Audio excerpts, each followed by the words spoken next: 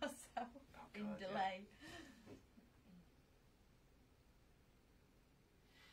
Hello Facebook and hello Instagram. Welcome back to Digital Spy's Game of Thrones live streams. We're back for season 8. We've got a huge banner and we've got 2 wonderful guests. We've got our TV editor Morgan Jeffrey. Hello.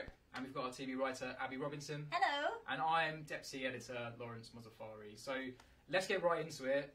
We've got so much to get through, but like top line, give me one line, favourite moment from tonight's episode, Morgan. I loved Jon finally finding out the truth, finding that he was Aegon Targaryen. Loved that sequence, obviously much anticipated, long awaited. I thought John Bradley, fantastic in that scene especially. I thought this episode, one of his best ever performances. Brilliant. Abby? The moment when Jaime and Bran finally came face to face after all those years, that withering stare across the courtyard. Yeah, they were really giving it to each other. I can't wait to see where that goes. Yeah. Good choices. Good. I think my personal favourite is where Bran just cuts into the conversation. It's just like, we haven't got time for this. The army of the dead is coming. I love that. They're all like going, hey, it's great to see you again. It's great to see you. He's like, we don't have time for this. The White Walkers are coming. Brilliant. The Three-Eyed Raven, the ultimate conversation killer.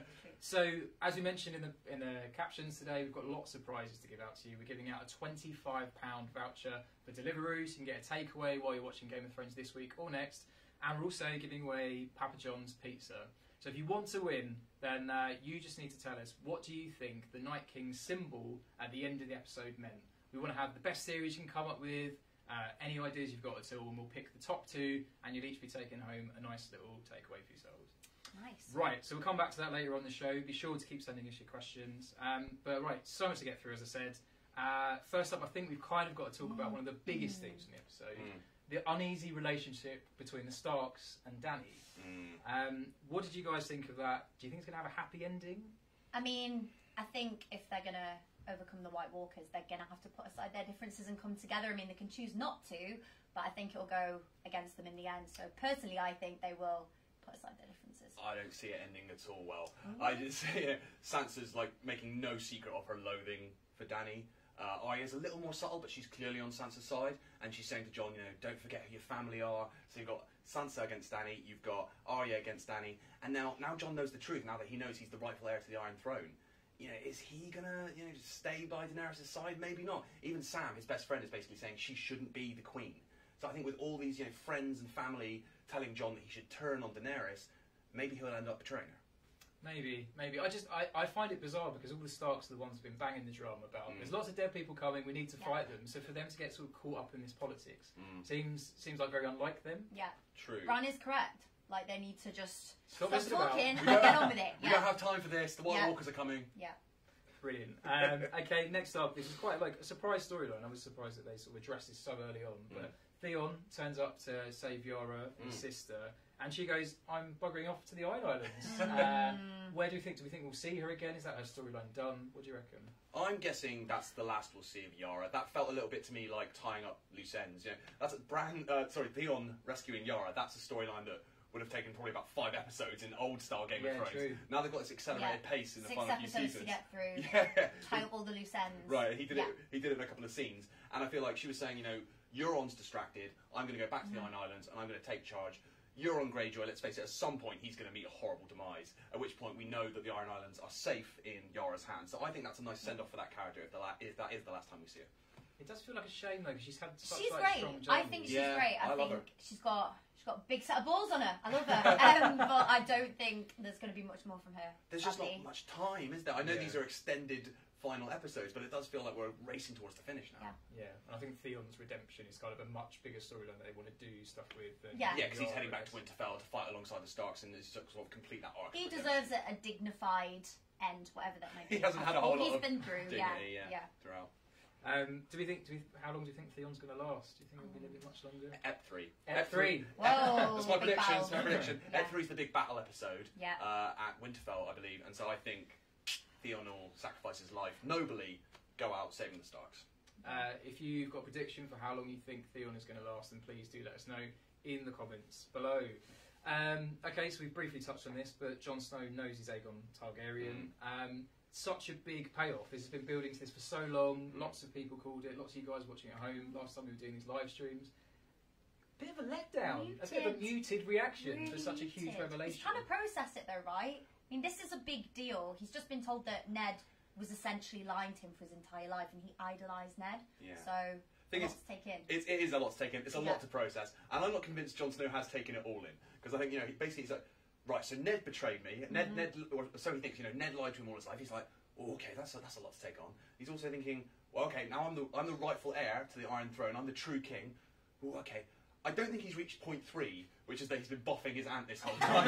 I don't think it's coming, but I think it's like a delayed reaction. He's like, Ned lied to me. I'm the king of all of Westeros. But that last thing is yet to drop, I feel like. Yeah. I don't think he wants it though. He's not a glory seeker. He's never been a glory seeker. Yeah. And this is a lot. I've always thought that kind of the point of Game of Thrones is that no one's supposed to be on the throne. So weird, like for him, like one of the most honourable people in the whole show to finally be like, oh, actually, I'm going to take the throne. I don't think even honourable Jon Snow is kind of the solution to that. Yeah.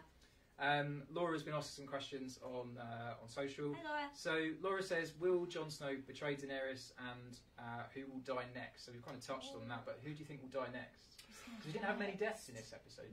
No. It was a pretty chilled episode as far as action goes. For Lord Umber. Yeah, Ned had a little Lord Umber. Poor Ned. Who's going to die next? Who's going to die next? Oh, well, I think Theon's not long for this world. I think Euron Greyjoy.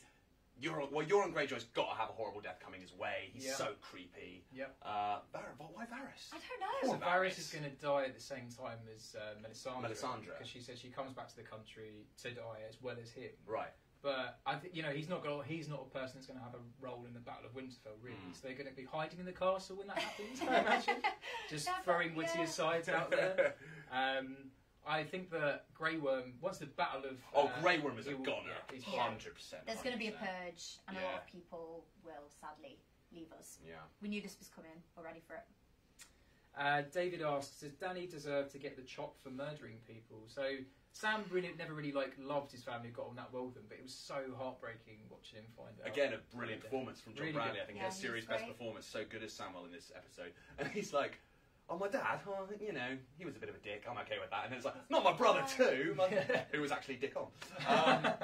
But yeah, no, I sort of gradually throughout all of Game of Thrones have been losing more and more sympathy for Daenerys. I think a lot of people have. Yeah. I think there's an overriding sense that she's just very, very cruel, too cruel. Yeah, and it's another reason why I think that Jon will eventually turn on her. Not necessarily because he wants to or because he's hungry for power and he wants to sit on the throne, but just because they stand at very different points, I think, on how to govern and how to rule. Yeah, and Jon's a lot more merciful. Like, Daenerys didn't even tell him that she had killed Sam's family. Yeah. And when he found that out, he was like, whoa, I didn't know that. And so I think that's a big discovery as well. It's another thing he's reading from at the moment. Yeah, don't kill your best mate's family. Right, that's probably not going to sit. It's not good in a relationship, is it? No. And so much of Tyrion and Varys' advice in the last season was trying to pull her back from doing extreme things a lot of the time. But I think she's destined to follow in her father's footsteps and become the Mad Queen. And then it'll be this sort of tragic love story / war where Jon has to stand against Mad Queen Daenerys.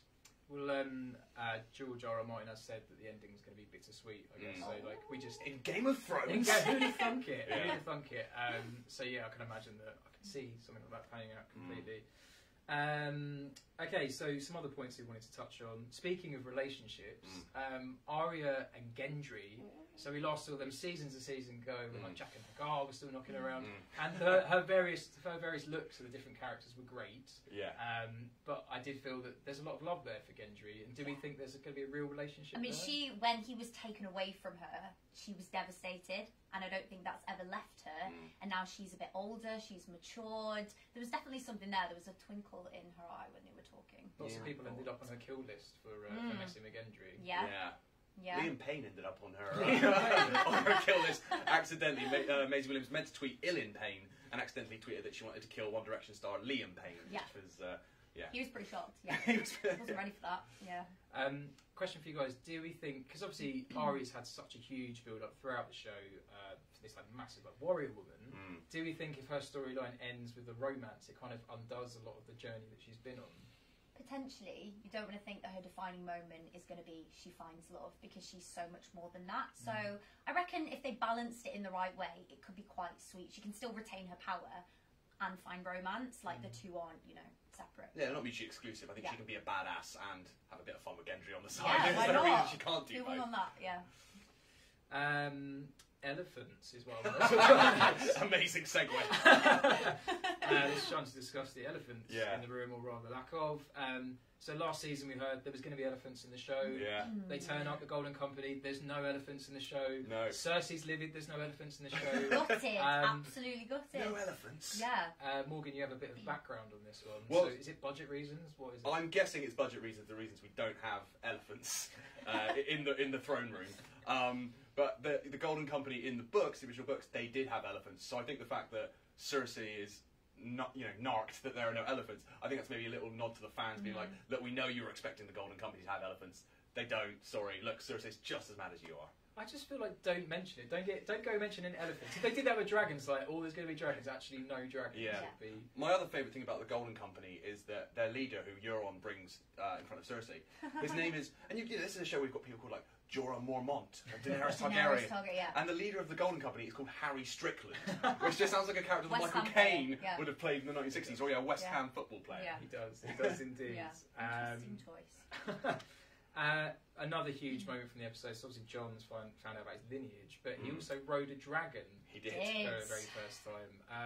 Really want to hear your guys' thoughts on the dragon riding from Jon Snow, because it was, like, I think, very memeable and you quite said ridiculous. very Harry Potter-esque as well. Which I do think it was. Yeah. It was a bit like when Harry first gets on his Nimbus 2000. He was all like, whoa! I think all it needed was like Rupert Grint pulling faces in the background, being like, whoa, bloody hell! Like turning green. Right, yeah. To be fair, though, quite a big deal riding a dragon for the very first time. I mean, he had to go for it. He couldn't just sit there, But relaxed. I thought the tone of that whole sequence was really interesting, because it was quite unthrones in a way. It wasn't more like Harry Potter. It was quite broad, quite comic. You've got Jon Snow being like, whoa, whoa! And then, like, when they finally land and him and Daenerys are kissing, and the dragons are the peeping dragons, and he's like, Daenerys, not in front of the kids. And it's all a bit like keeping one eye on the dragons. Like, that whole sequence was quite broad. But I guess it's a little bit calm before the storm. They're like bringing in quite a lot of humour. Yeah, they need to keep the tone up, because it's going to get dark. And there was quite a lot of humour in this episode. It was a funny episode. Very funny. Loads of really strong one-liners. Yeah. I was watching it at 6 in the morning and I was laughing my head off. I'm not a morning person, so Maybe just delirious. Yeah. Yeah. I also thought with Jon riding the dragon, just that she doesn't know for sure yet that he's a Targaryen. She doesn't know that at all. She doesn't know I hope she doesn't suspect. So that would be weird. So she's got no idea. She's like, yeah, just hop on the dragon. Like, he's petted one once. It's quite a big jump to jumping on a fire. Yeah, if he blows his head off, what then? It's like, what then? And the other, I also thought that bit with the dragon was kind of like, when like you cuddle up on the sofa and the dog sees you like cuddling up on the sofa and they get really, really jealous. It just sees what they're going for. Yeah, very odd scene, but brilliant. Very enjoyed it. Cersei is pregnant. Maybe this is something we heard about last season. She's now had sex with Euron, and she's going to put a prince in her belly, which is such a creepy thing to say, by the way. Yeah, it was kind of a turn-off, to be honest. She did then say, leave me alone, so I mean, fair enough. But yeah, I think a few seasons ago, she told Jaime that she was pregnant with his baby. But then there's been some scepticism about whether she has been pregnant at all. Potentially she's lost the baby in the meantime. Potentially she's thinking, if I have sex with Euron, people are going to think that that's my baby, and it might take some heat off her very weird relationship with Jaime. But then in the season 7 scripts, there seemed to be the understanding that she was actually pregnant. So no one really knows whether she had a baby or whether she didn't. I guess it's open to interpretation. Because I kind of felt maybe that was the reason she slept with Euron, was to get pregnant, because otherwise that felt like a slightly strange power move to me. Cersei's kind of risen above using her sexuality, to lure men in. She's so powerful now. She's so formidable. I didn't feel like she needed to do that. She could have just executed Euron like she threatened to. I guess she needs allies at this stage, I guess, and like he was threatening to bugger off essentially. So I guess I think she was definitely not into it at first, and she was like, "Oh, go on then." And also, a baby is a great way to keep Jaime on side and manipulate both Jaime and Tyrion by saying, "I am with child." That could keep them on side as well. Yeah, exactly. And don't forget, like, she's lost all her kids, so she might just want someone to carry on the Lannister family line. Yeah, fair enough. I mean, I thought her reaction was really hard to read after Euron left. She was kind of like, "Just go away, leave me alone," but it was kind of a bit wistful, a bit sad. I think she was just still mad about the elephants. She was like, "Do you know what? Just leave. I'm still thinking about the elephants, if I'm honest. I can't focus." I'd be totally with her. So just a reminder, if you're just joining us, we are giving away vouchers to get yourself a Deliveroo takeaway whenever you're watching Game of Thrones or any of your favourite shows. And we're also giving away Papa John's pizza. Now, if you want to win, you just need to tell us what does the Night King symbol mean at the end of the episode. So he kills Lord Umber, makes a horrific sort of sigil. mural, sigil. Horrible So business, gruesome that. sigil at the end, and it's something that's popped up in the past. But what do you guys think it means? We'll be picking our 2 favourite theories and then dishing out some food to the best ones. So on the topic of the Night King, Abby, I know you've written a feature about this today, Yes, which as is on many people digitalspy.com. have. Go check Yes. it out. There's a lot of theories around what this sigil means. Could you Yes. chat to us a little bit about what Sure. theories are? So basically, when we see poor 10-year-old Ned Umber nailed to the wall, surrounded by severed limbs, lovely image for you there. A lot of people have been saying that that particular spiral image has cropped up time and time again throughout the series. So we've seen it when a group of wildlings were found murdered, and their limbs again have been chopped off and scattered around in that same spiral shape. We see it in the caves beneath Dragonstone. There is some symbols on the wall which are again in that spiral shape when Jon is showing Daenerys, which were created by the Children of the Forest, if you guys remember that. And a lot of people are saying that that is actually the sigil of the Night King, and that links to the Targaryen family. And Ooh. that is what people are saying. But I mean, Could we have another secret Targaryen? How many secret Targaryens are there? I know, it's a lot to take in, but I mean, there is no concrete proof for this at the moment.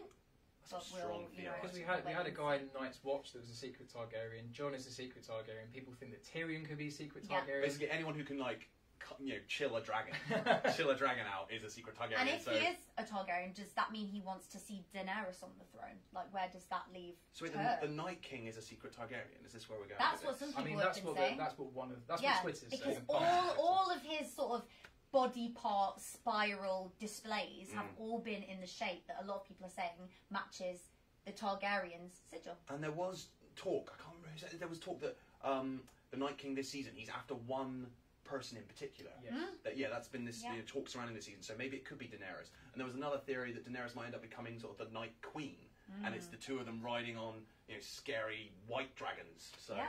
See, I could see if anyone's going to come like the Ice Queen, Yeah. I'd see it being Cersei. Like I could see her like being like, this is a way that I can continue my lineage in a creepy way, where she kind of lives forever and she's not quite dead. Because She's already halfway there, I'd say. I thought her reaction when they said, "Oh, the walkers have broken through the wall," she's like, "Good." Yeah. Okay. And I remember in a trailer for the last season, I think there's a shot right at the end where she breathes out like super icy. Yes. Which I could mean missed nothing. that. This is just trailer. She already is an Ice Oh. Queen, She so is. it's just She the next is, logical yeah. step.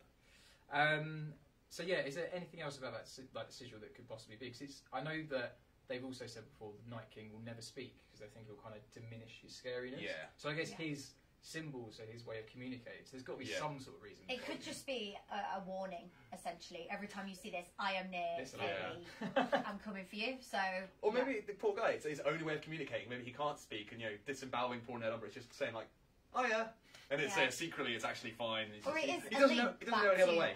the Children of the Forest and the first men and their ongoing battle centuries ago. And then obviously they banded together to take on the White Walkers. So perhaps it's I have not forgotten what you did to me all those years ago. So going back to some of your questions at home, Mark has asked, will we get another big three-eyed raven reveal scene this season? Interesting. I don't know. I feel like a lot of, I presume he sort of when Bran would sort of go back into the past and he would just make huge discoveries like Hodor's tragic origin and also about Jon Snow's Not over it. still not over it. And Jon Snow's parentage and that kind of thing. But I feel like a lot of the big revelations have already come out. Maybe I'm wrong. Maybe there's still more huge twists to come.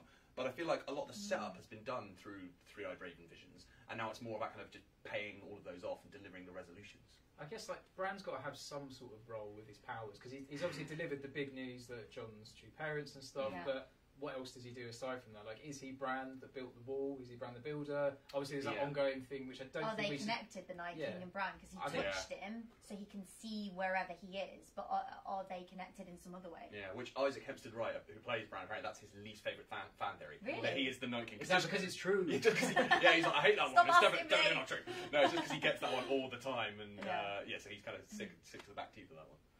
Cool. Okay. Laura has also asked, do you think Tyrion could be a Targaryen? We've kind of touched on that.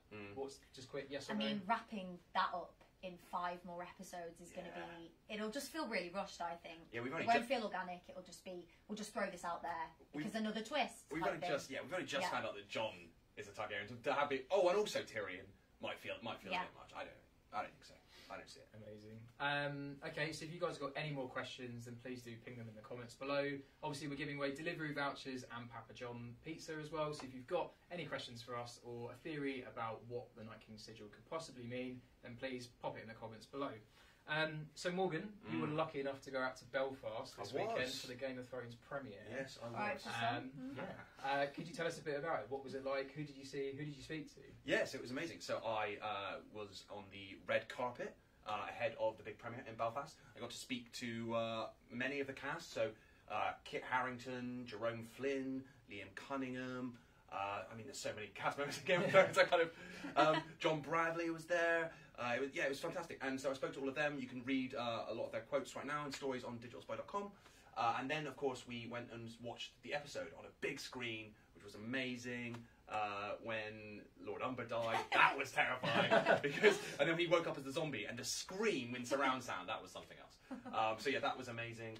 And it was just an incredible night. There was a little party afterwards, and I actually still have, I don't know if you can make this out, I actually still have my Iron Throne temporary tattoo there, which you have showered. I have showered several times. It really won't come off. I'm sort of worried. You're the one true king in the north. The fact that it won't come off, it's you. Yeah. I feel like I'm permanently. Either that, you're a Death Eater. Maybe. Yeah, I'm not sure what it means, but that was quite cool. So the final thing remains for us to do is to dish out the prizes from tonight. So we've had lots of great questions. Scott has mentioned, just before we move to that, Scott has asked, what are our season predictions and hopes throughout the whole season? What are kind of the big things we want to see happen? Maybe I could give you let's do one each. I reckon we've probably got time for. You go first. Oh, what do I want to see? I know what I think will happen, but it's not really what I want to see. But I think like everyone will just die. Everybody, or like, you know, all the major characters will die. Maybe like Gendry will get to escape, or you know, I feel like maybe like it will be like, you know, Jon falls and Daenerys falls and everyone just tragic, because I don't see any good way out of this, to be honest. And I think maybe the White Walkers will win. It's honestly where I feel like it might be going. I want to see Cersei on a dragon, riding off into the sunset, looking fabulous, and that's all I want. You're a big Cersei fan. I want her to succeed. I think she's great. She's been through a lot. This is a time. She deserves it. I mean, protect Sam at all costs. Yeah. Like, nothing bad to happen to Sam. Yeah. I think we can agree on that. Yeah. I kind of want Sansa to come out on top as well. Big Sansa fan. Yeah, she's had a rough time. Yeah. So. I'm warming to Sansa a lot more this season. Yeah. I feel like she's the only one that really sees the threat of Cersei and stuff and takes her seriously. And the threat of Daenerys. I'm going to say it. And the threat. I want all the women to succeed. The men can just, but the women, I want them all to get their happy ending. I'd like to see Clegane Bowl, but I can't see it anything but a letdown.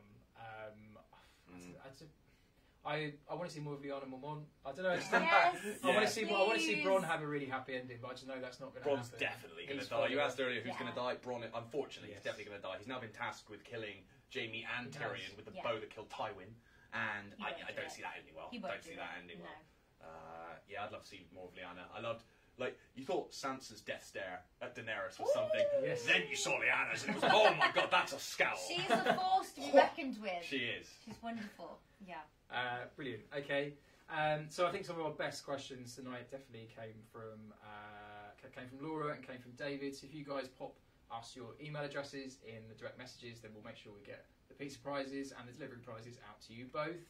And aside from that, we just want to ask you to make sure you follow Digital Spy on Instagram. We're going to be going live straight after the episode when it's shown on Sky and Atlantic every Monday. So make sure you follow us on Instagram, make sure you follow us on Facebook. And thank you very much to Morgan. Pleasure. See you next time. Thank you very much to Abby. Thank you for watching. I've been Lawrence, and I'll see you later. Take care. Bye-bye. Bye. Bye.